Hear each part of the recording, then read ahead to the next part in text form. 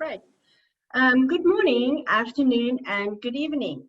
Welcome to our webinar today, Closing Circular Economy Loops on a Global Scale. My name is Jacqueline Van Tonder. I'm the project coordinator for MetalTech Alley.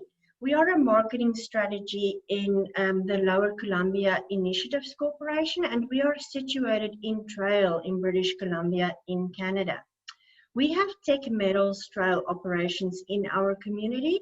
Teck is one of the world's largest fully integrated zinc and lead smelting and refining complexes. We also have two large recycling facilities, KC Recycling and Retrieve Technologies.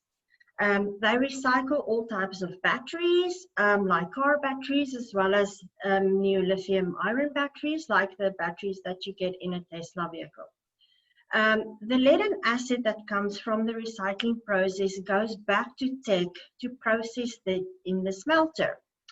So then what starts as a linear economy closes the loop to a circular economy. And that's just one example of how we do that. And we do that on an industrial scale. We are hosting the first ever Industrial Circular Economy Conference next year in Trail from June 8 to 10, and we hope to see you there.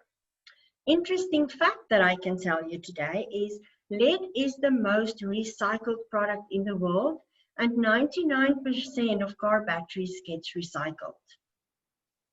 Because of our commitment to circular economy, we've decided to ask James Woodcock, how does circular economy on a global scale even work?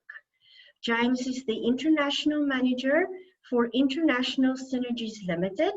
He's from Birmingham in England. Good evening, James. James has got 14 years experience in managing and delivering the program in countries like Belgium, Canada, Finland, Germany, the Netherlands, Spain, South Africa, Turkey, and many more. Welcome, James. We are very glad to have you here today. It's a pleasure to be here.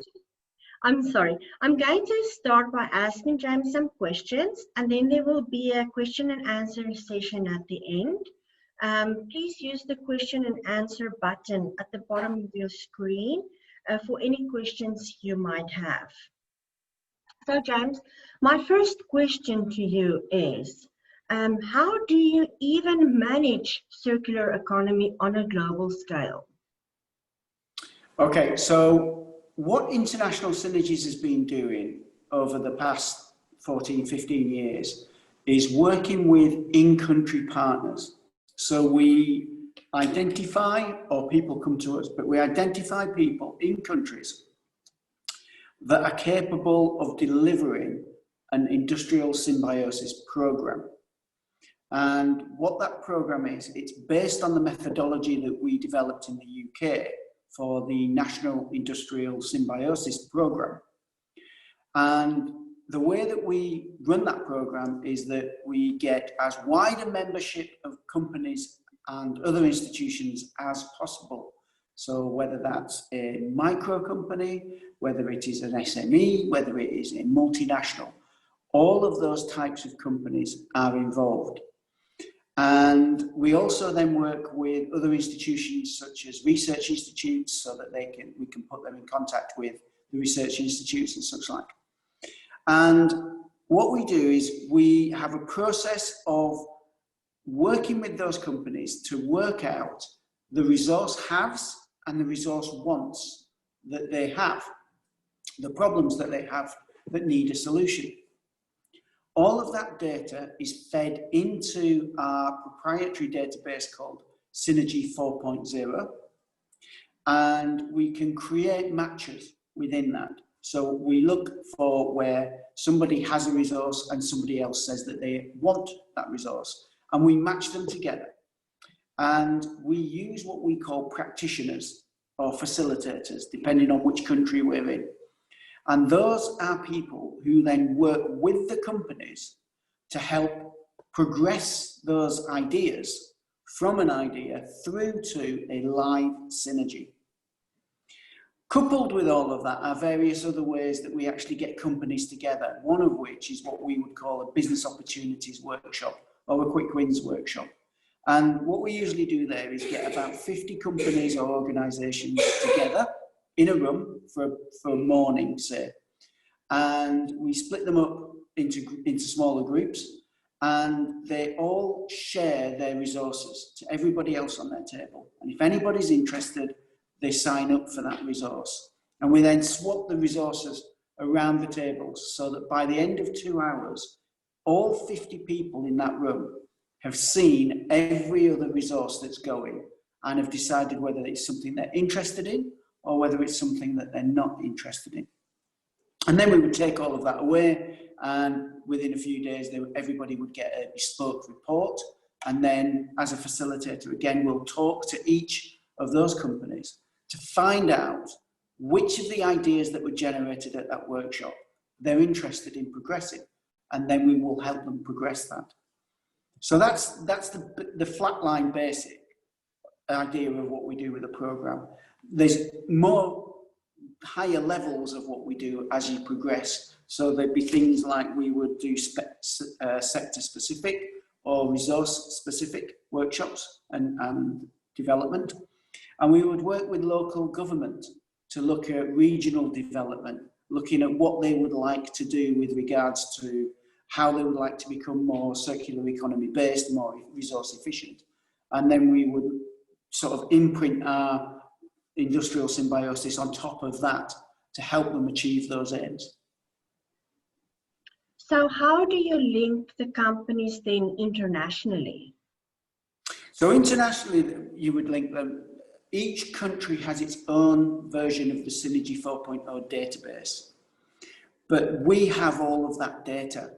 So if somebody has a resource that they cannot find a solution for locally, we can either look at the database or we can talk to the practitioners in those countries and explain to them about the resource that is being offered or the solution that is needed.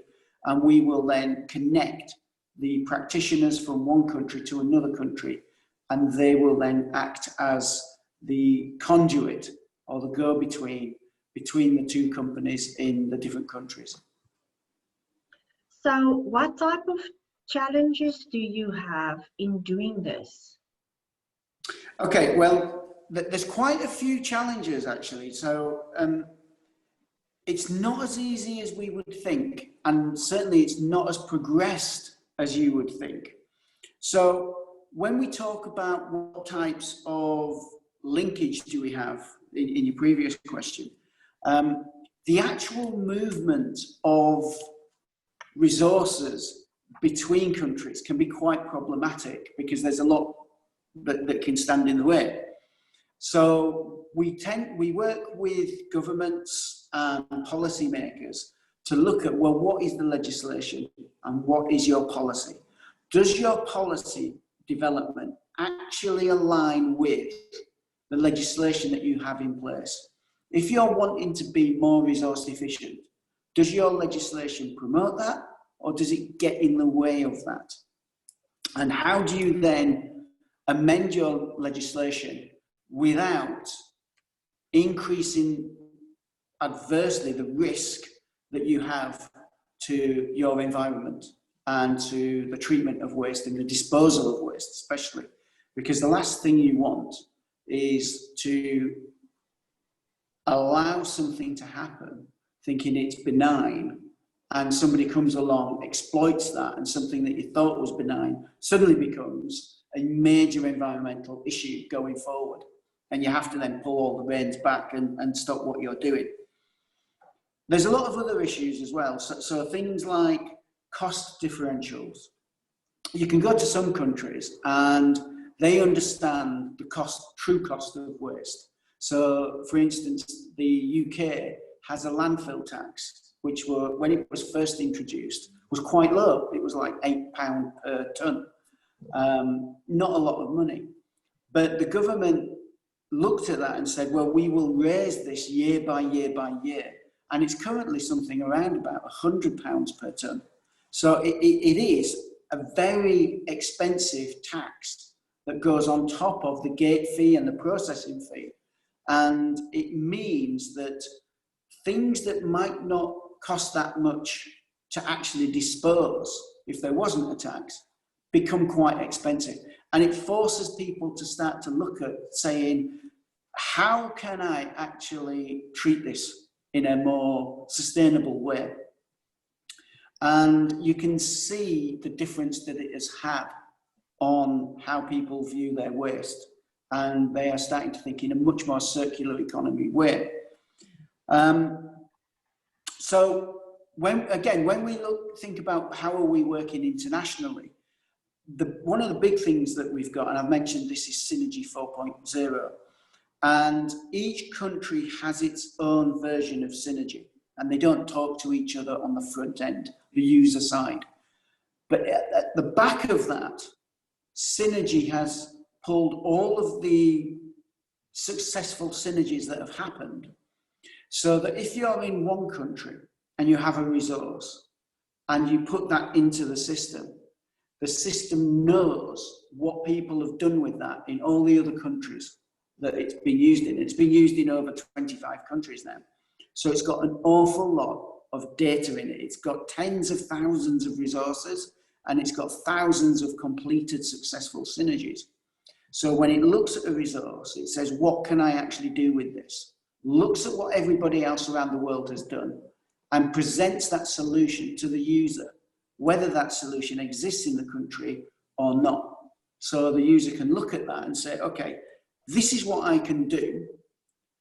Can I do it in my country? And if not, how do I get access to the people who can?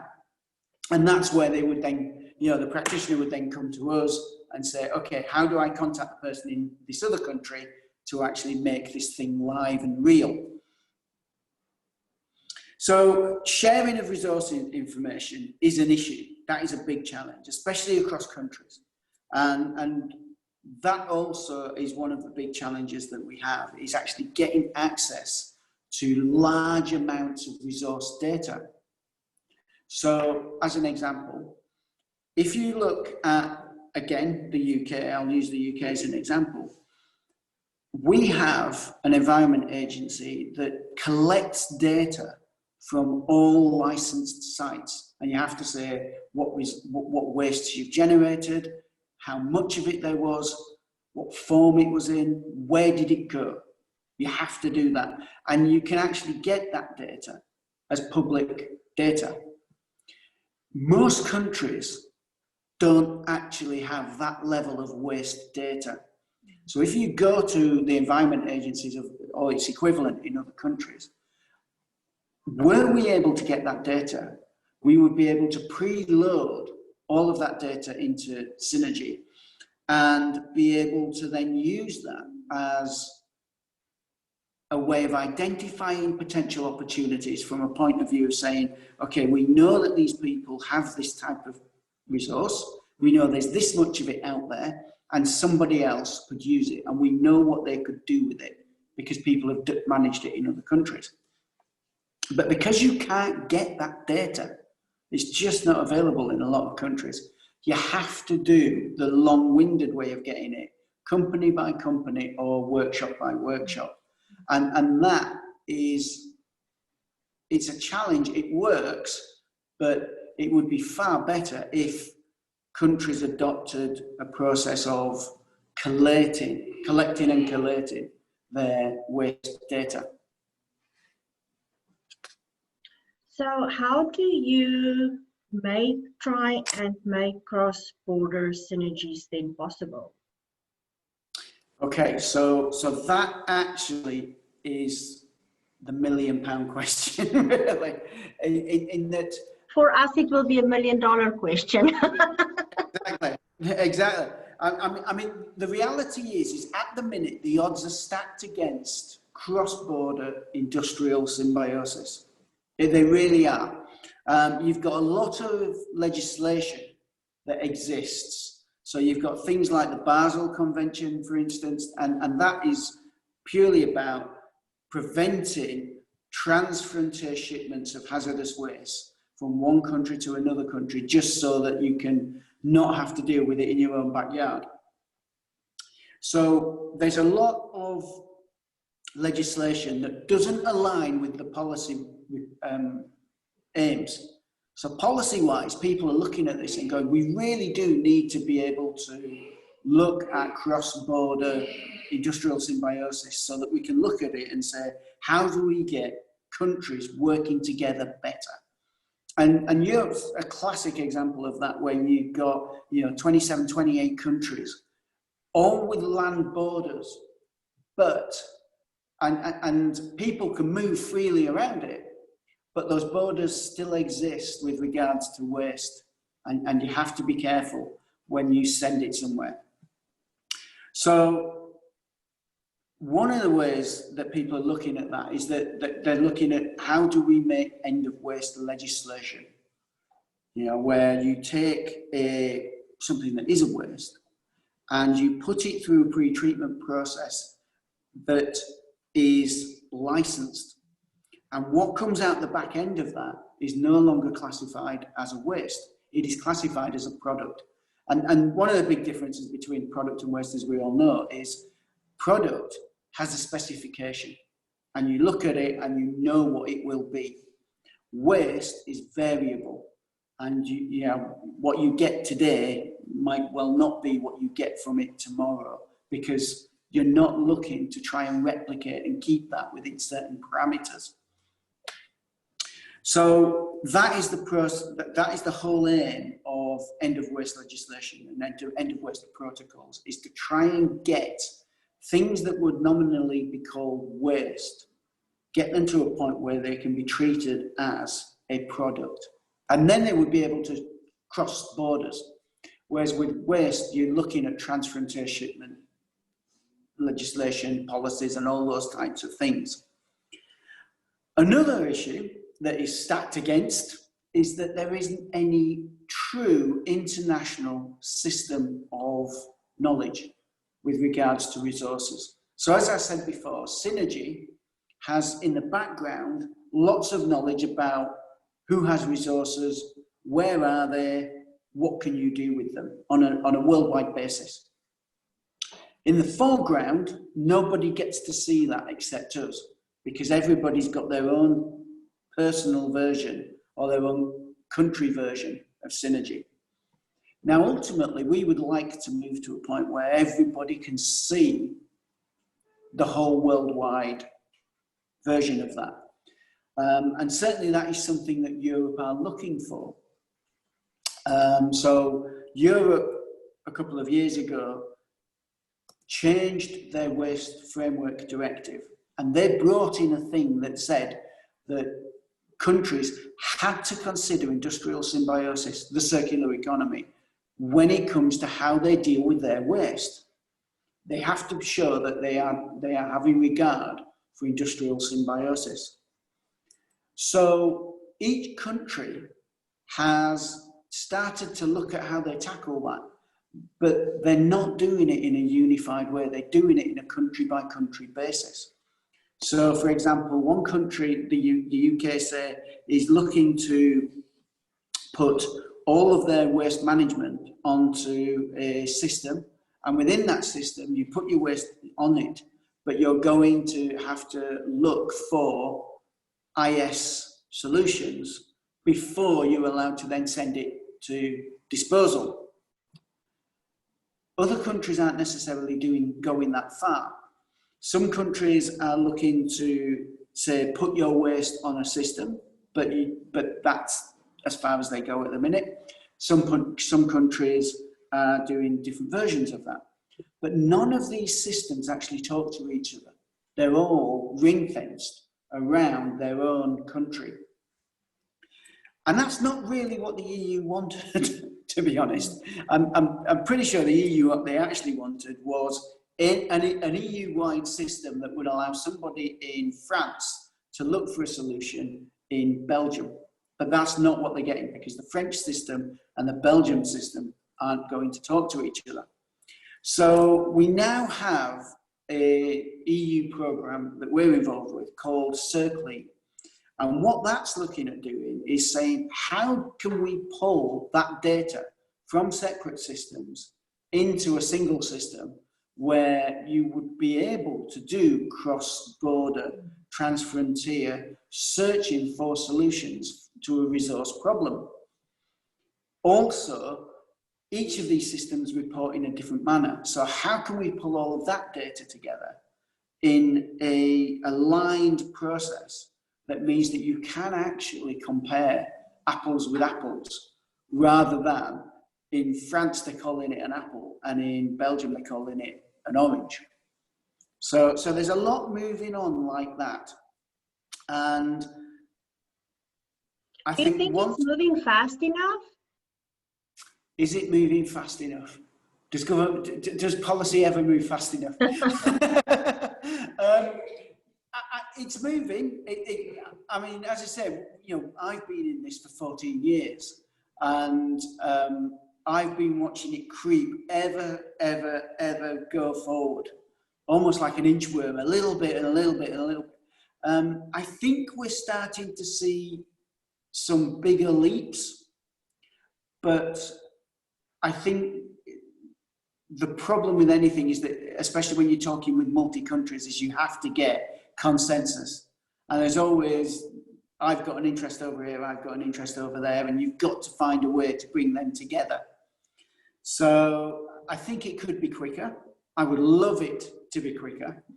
And there's some of us that think, the solution's fairly obvious, but you have to let people get caught up to the point that people like ourselves, yourselves, people listening, we're already there. We understand where this could go and what the benefits are. But we've got to wait for people to catch up, because it takes them time. But it's getting there. We're in a better position now than we were 10 years ago, which is good. Policy has been put in place. Legislation is starting to be put in place. And I think we just have to really wait now for things to catch up. But I think things like COVID are making people catch up and making people be more innovative. And we can talk about that a bit more in a couple of seconds if you want. So that is my next question. How did COVID influence your operation? I know what we experienced here is that we realized that some of the product that we make at Tech is actually essential for hygiene and for making thermometers. The geranium that comes from there is used in making thermometers. So there were definitely an increase in some of the products. But how did that influence your program and what you do?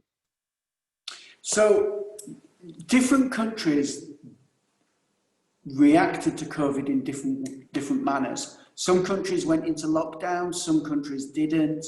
But every country decreased what it was doing.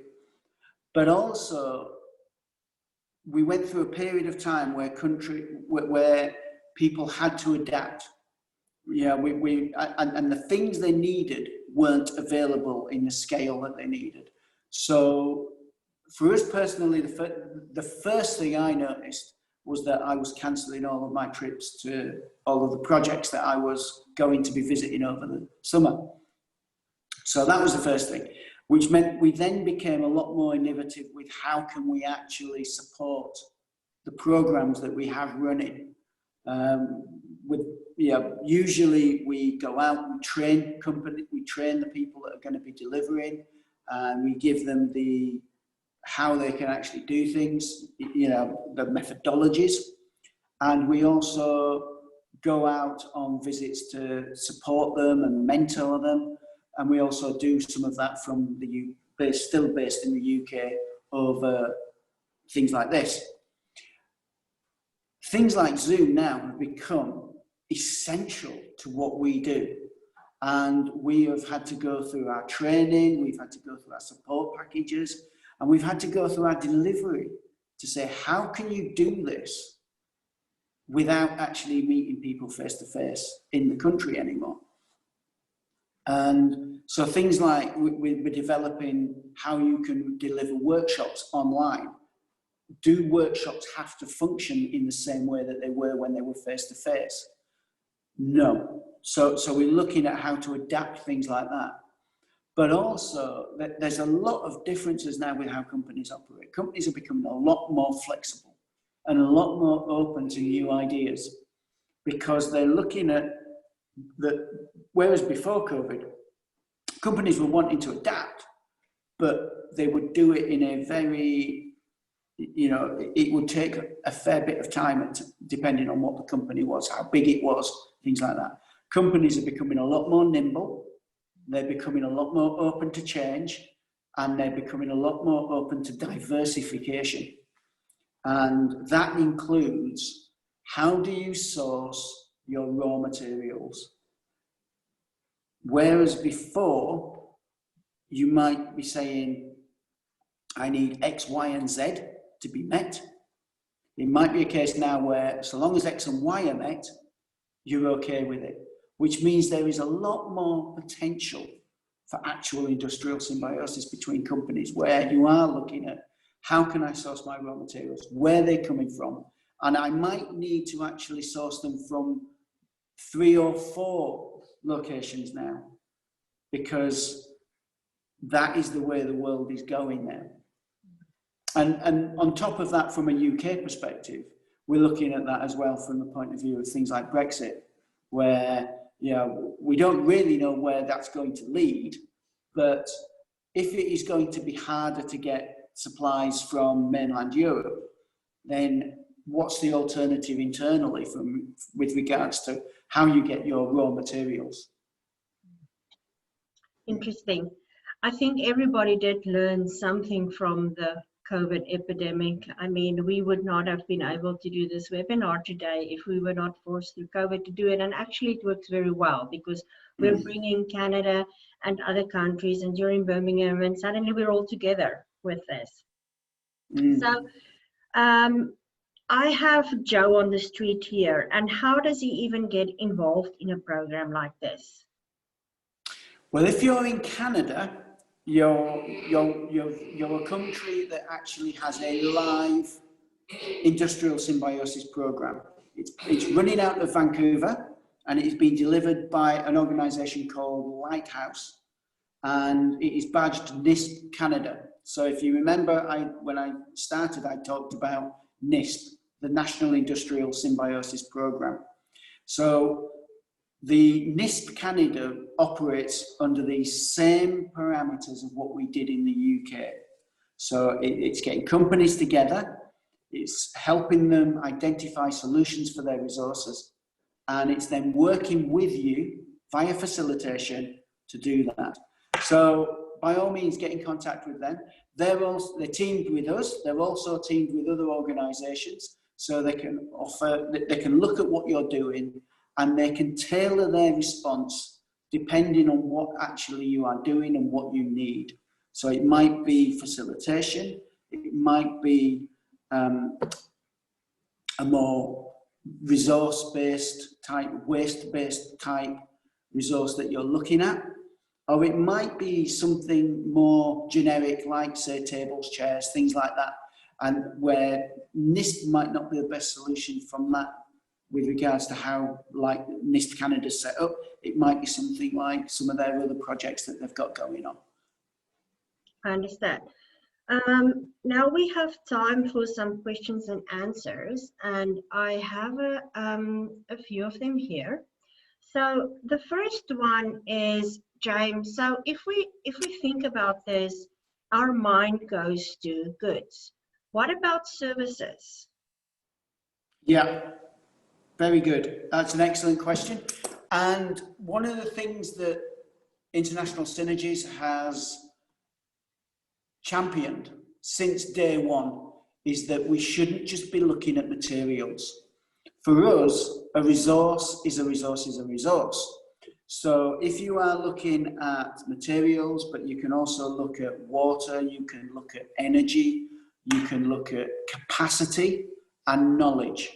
And knowledge sharing is just as important, because if somebody has actually achieved something, they've done the hard work for something that you might be looking at doing, and you can then benefit from that knowledge.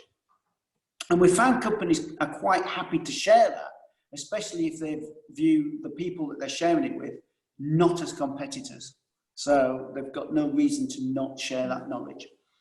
And capacity is a very interesting one as well, because that can be things like shipping capacity, storage capacity, we even capacity on machines. So, for example, I'll give you a few of different. So, in Spain, we had a situation where there was one ceramics company that had a grinding machine, but it didn't operate 24 hours. And there was another ceramics company that needed a grinding machine. And rather than actually buying one, they rented time on this existing grinding machine. They didn't have to buy one. And the other company were actually receiving an income on their grinding machine. Everybody benefited. We've had, when the Olympics were in the UK, you had ships usually go from east to west full of goods and come back west to east empty. Now, they wanted to bring China clay from the west of England through to the east of England where London is.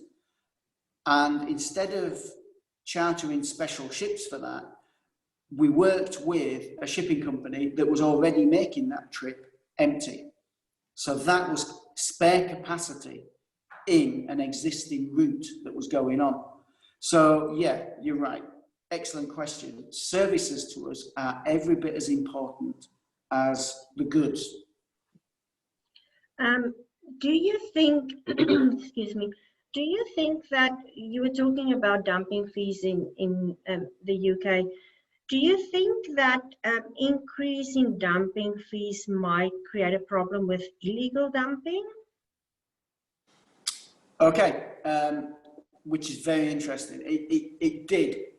But what is interesting, if you talk to the Environment Agency, they will say that the biggest difference in resource efficiency was when they started to increase the cost of dumping. And yes, the illegal dumping did increase, but not to a degree where it became not a good idea to do. Yeah, but because you were still forcing companies down the route of saying, how can I be more resource efficient? And it is still better to do that. And what it also did is force the Environment Agency to move to a more targeted enforcement regime. So they started to look at companies and say, who's the risk and how do we identify that risk? So if you've got companies that are saying, I'm producing X amount of plastic, and you've got other companies that are saying, I'm recycling Y amount of plastic, you're either looking at where's all the plastic coming from or where's all the plastic going. And that's how they're starting to find out about, the illegal transfrontier shipments that are going on, where you open up a container and it's full of, at the front of it is waste electronics, and you think, okay, and you move that out, and behind it is a mountain of illegal dumped waste. And those are the operations that they are now targeting. And it's one of the reasons that the UK is moving to try and put everything onto a database. Because if you know exactly how much is coming in, and you know where it's going and who's treating it, you can start to look at where the holes are, and you can start to say, who do we need to target? Either this person is saying he's producing more so that he can claim credits and tax back, or this person is saying he's treating more when it's actually not coming in, or he's treating less than he's got going through. So it's enabling the enforcement regime to be a lot more targeted at the people it needs to be targeted at. But illegal dumping is not a reason to not increase the incentives for people to become more resource efficient. I think the benefits vastly outweigh the risk of the negatives. So James, you've worked with a lot of European countries, and we know if we look at land mass and amount of people, Europe is relatively small with the amount of people that they have with lots of different countries in them. And we also know that they are ahead of the race in terms of circular economy. And in Canada, we have this vast amount of land with not as many people that live in it. So what can Canada learn from what Europe has achieved in circular economy? Okay, well, I think the first thing is although Europe is a single conglomerate, it really does have this 27 different identities. And you can go to the more established European countries, and yes, they are further ahead. But if you go to, say, the more Eastern Bloc countries, that they were, the accession countries, the latest ones, they're playing catch up because they're coming out of a system that was not as advanced, was not as far ahead as, say, some of the more Western side of Europe. And even then, on the more Western side, you can still have differences between countries. So Europe isn't this flat level playing field where if you go to it, no matter where you go, you'll see the same level of everything. There is differences between countries still. So I would look at Canada and say, you are provincial. You have different provinces and they can maybe operate slightly differently. Look at that as being how Europe operates. And yes, there is an overarching, you have, directives. And those directives in Europe get made into country legislation. But countries get to decide how they implement that directive. So long as they meet the requirements of that directive, there is freedom of how you do that. But ultimately the aim is you're saying, we want you to achieve this aim. And I think Canada could learn from that. I think Canada could learn from a point of view that says, where do you want to go? How do you do it? And are you going to try and drag the whole country kicking and screaming into it? Or are you going to say, right, let's look at the places that can make it now, and let's look at the places that need help to get to where we want to be, and give them maybe a few derivations that says, you are allowed a bit of slack for a period of time. So, for example, places like Romania and Hungary, they were given slightly longer to implement the Water Framework Directive than other parts of Europe because they were starting from a lower baseline. And you also then had Central Europe coming to them and saying, we will help you get to that through their system of grants and financing and, the European Regional Development Fund, things like that. And they would target the types of grants that they issued depending on what they want to achieve. So they don't just give grants willy-nilly. They will give a grant, they will look at what they want to achieve, and they will build a grant structure around that. And that's how it works. And they will also say, you must, to get this grant, some of them are just country specific, so you can apply on a country basis. Some of them, you must have inter-country partnerships going on. And I think that's something else that maybe Canada could look at. You could go provincial and you could go multi-provincial grants that say, how do we get these together so that we can have the best helping those that need a little bit more help achieve the level that we're trying to get to? I have one more question for you, and then I think we're gonna close this off, what is the biggest source of resistance to implementation of these strategies, if any?